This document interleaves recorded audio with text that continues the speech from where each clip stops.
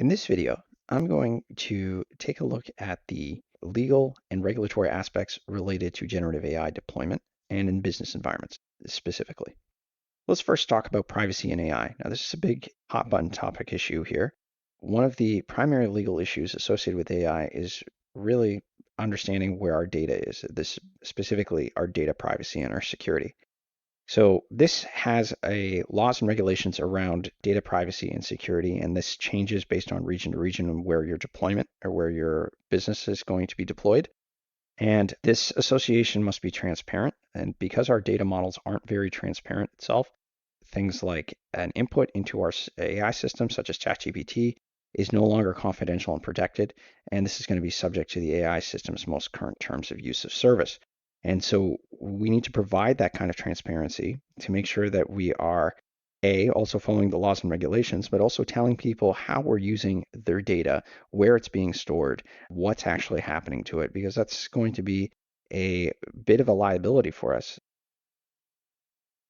And when we're talking about liabilities, we're talking about specifically like legal damages and fines associated with it. Associations must consider the potential liability issues that may arise from the use of AI. Now, AI systems are going to produce things like inaccurate, negligent, or biased results that could harm members or other end users.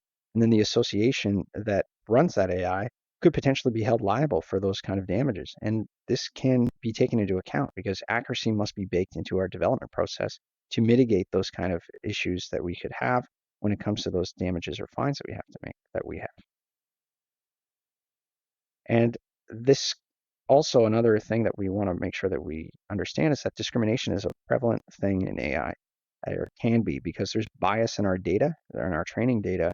The output from our AI is going to also carry over that same bias.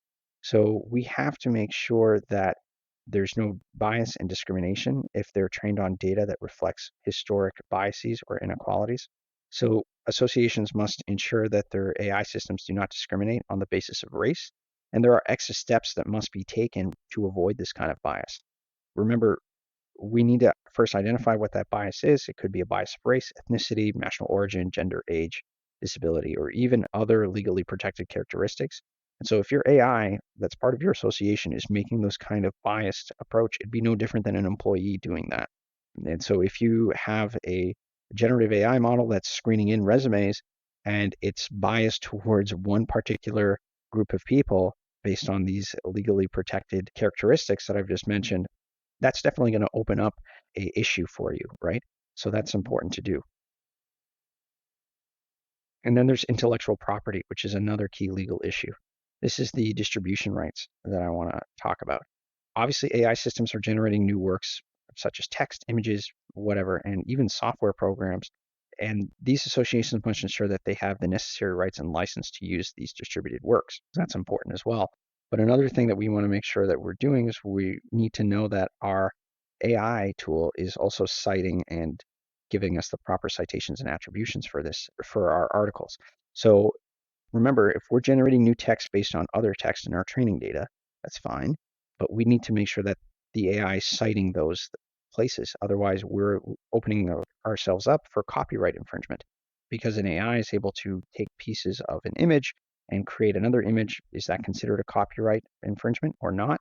And so this is where we need to make sure that we have that citation and attribution associated with our generative AI.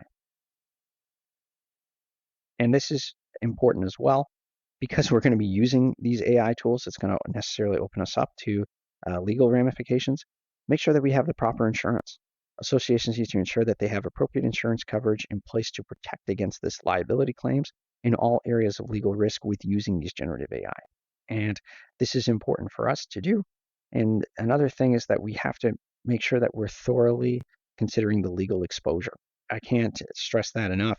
By using these powerful AI tools, we're going to be generating new information. It's going to make our employees more efficient. Everything is going to be going great, but there are still some downsides, legal downsides, to using it if we're not careful.